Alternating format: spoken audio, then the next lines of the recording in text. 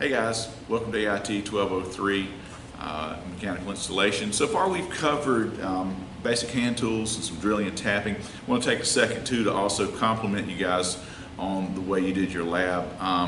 The way you guys cleaned up after yourself, very professional.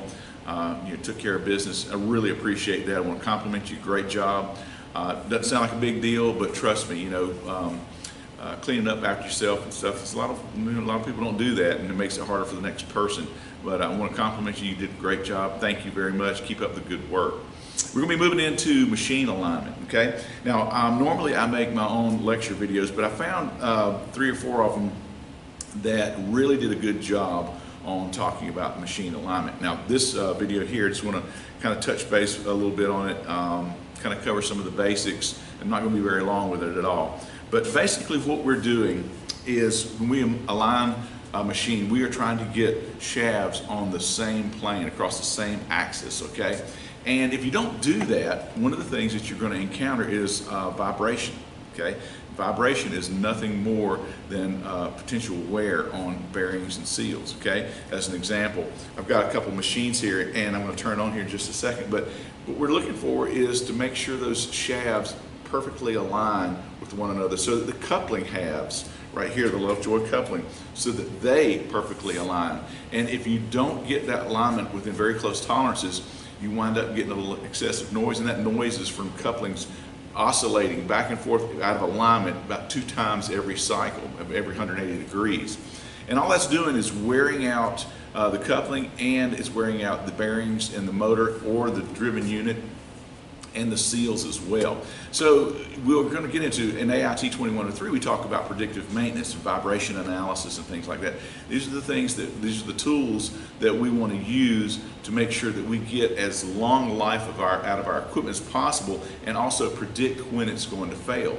But we have to start by proper alignment, okay? And that's how we mount it to the floor, how we mount it to its base, okay? How we get the shafts aligned so that it's aligned perfectly, okay? Again, otherwise, if you don't do that, if you don't take care of that business right off the bat and right out of the gate, then you're just shortening the life of your equipment exponentially, okay? And I'm just gonna turn this machine on real quick, but what we're doing, I've got them fairly lined up, fairly close. And when you turn it on, you're not gonna hear a lot of noise. You'll hear the motor running, you'll hear the alternator spinning, but you're not gonna hear a lot of vibration. I'm gonna apply some pressure and sort of throw it out of alignment, and you'll see that you'll hear the difference.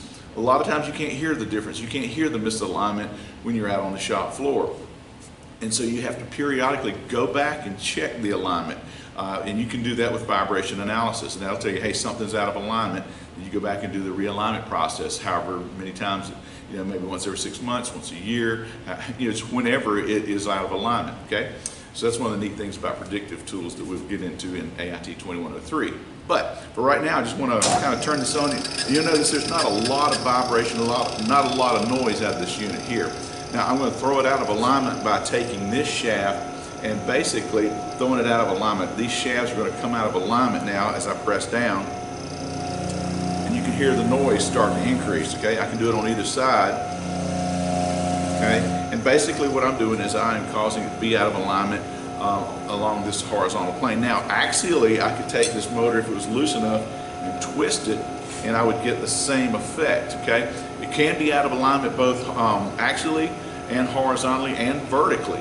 So you have to be very careful and make sure that you take care of the alignment in all 3 planes. And you'll notice that as it spins down, it's very smooth and very quiet, okay? One of the things is when you shut a machine down and you take the torsional load off of it, it will want to try to bind up the coupling. But anyway, just like I said, this is not the lecture video. This is just basically why we're doing what it is we're doing, okay? It covers that in the videos that I've got mashed up in Blackboard for you.